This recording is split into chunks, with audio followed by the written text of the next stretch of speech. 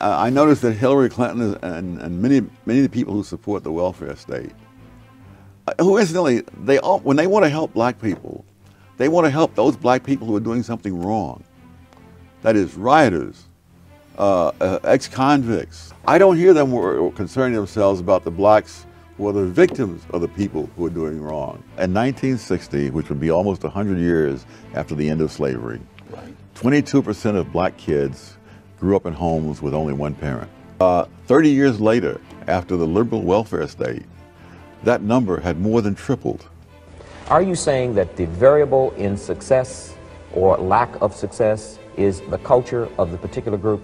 Yes, that's exactly what I'm saying. And I'm saying it not only for the United States, but in terms of the studies of various other countries around the world, the same thing seems to be true. Would it be your feeling that if all the affirmative action programs were discontinued, women and minorities would go ahead much faster than they have under the affirmative action program? Yes, it's not my opinion.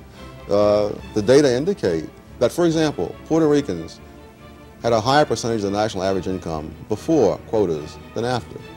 So did Mexican Americans. Blacks have about the same.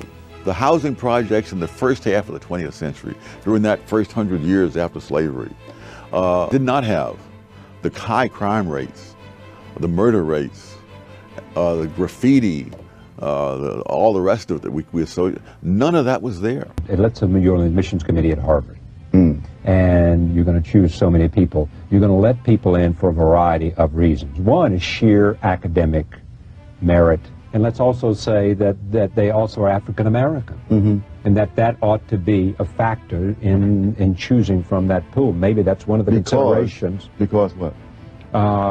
Because diversity of a student body is a healthy factor. I'm fascinated with the extent to which words, we're conditioned to react like Pavlov's dog to words. I hear diversity. Someone was asking... Don't make me look bad, Professor.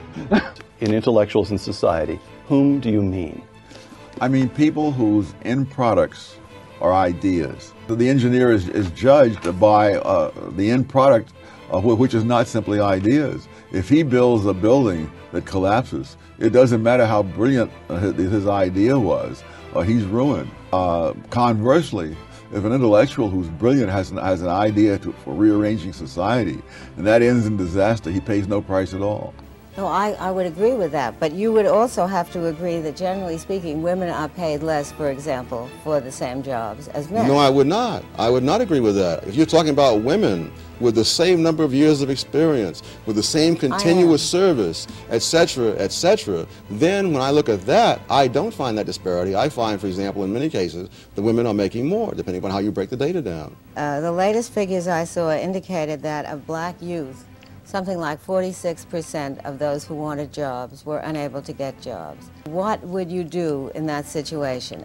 I would, first of all, repeal the minimum wage law, because if you go back to, say, 1950, you find that at that time, the unemployment rate among black teenagers was a fraction of what it is today.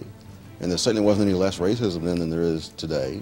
What was different was that at that time, the minimum wage law was a decade old. It was a decade of inflation, and the law hadn't been changed. So for all practical purposes, it didn't exist.